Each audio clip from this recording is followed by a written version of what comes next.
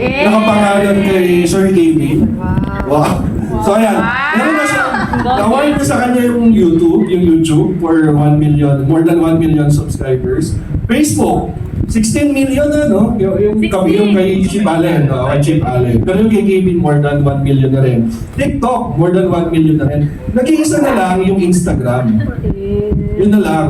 Eh pag na-hit mo to, yung isang very generous kong business partner na napaka-pogi din, na may-ari ng SG Luxury. Eh nung launching namin, may announcement na binigay.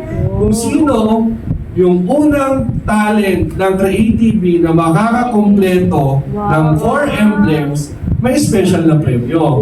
Na hindi ako yung mag-discuss kung ano. So, tawagin natin si Sir Sherwin Gonzalez.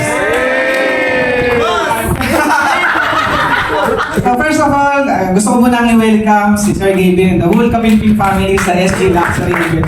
Biro nyo guys, from Cabanatuan, pumunta sila dito sa Binangaw ng Rizal para makita tayo. So thank you for your time.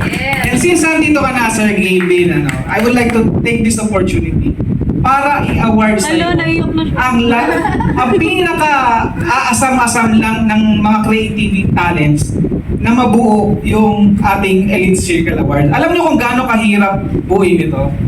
Kung si Goku nabuo niya yung Dragon Ball, ito hindi niya kayang buuin. Alam niyo kung bakit? Kasi si Sir Kevin lang ang nakabuo ng at least 1 million followers sa lahat ng social media platforms. Diba? So, isang gay naman niya marami Sir Kevin. So to celebrate your milestone, brother, nung launching sinabi ko, nagbigay ako ng challenge. Sabi ko, kung sinong kauna-unahang talent ng creativity, bibigyan ko ng 100,000 pesos. So since piso lang yung challenge at kumasa, ilagay mo na yung Dragon Ball, brother. So, partner, para to celebrate your milestone, tanggapin mo from yours truly and your creative family ang 100,000 pesos. So congratulations! Sana mas marami ka pang ma-inspire na content creator. Sana mas marami ka pang matulungan at mapasayang tao. Congratulations, brother! Ayan. So, ano masasabi mo, brother? Oh, ngayon tumutulong kayo. Kanina kasi hindi na niniwala. Sabi ko, may award ako kukunin. Paano nga magkaka-award? May pera daw, award. Kayo may pera, makamukha ka talaga kayong pera. Pero okay lang, di ba mukha ka pera? Thank you, sir. Maraming salamat po. Gusto ko lang sabihin, sir, na... Sige sir, gusto ko lang sabihin sir na itong award po na to kaya po talaga kami pumunta dito tsaka pinag-iihapan po talaga. Actually pinalike ko po pinapalo ko Instagram ko po sa mga bawat friends ko po. Pinigyan ko sila isa-isa.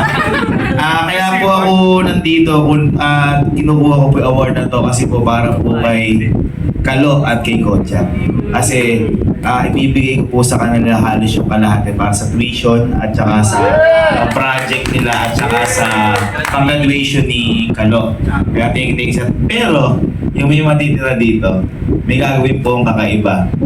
At maraming salamat kay Sir Sherwin kasi mangyayari po yun. Basta hintayin niyo po yung gagawin po dito sa Sir. At hindi sa inyo mapupunta yun. Hindi. Ito lang, brother, para sa mga content creators ng Ray TV. Kung sino ang pangalawang makakabuo ng Elite Circle Award, bibigyan ko ng 50,000 pesos. Sa challenge yan, okay? Okay, congratulations, Kapitol Brothers. So sa mga Ray TV Academy na so habol lang kayo. Ang sarap pakinggan ng mga learnings from Sir Gavin. So, talagang marami kang matututunan. Sulit na sulit ba? Sulit! So, ayan, balik na natin.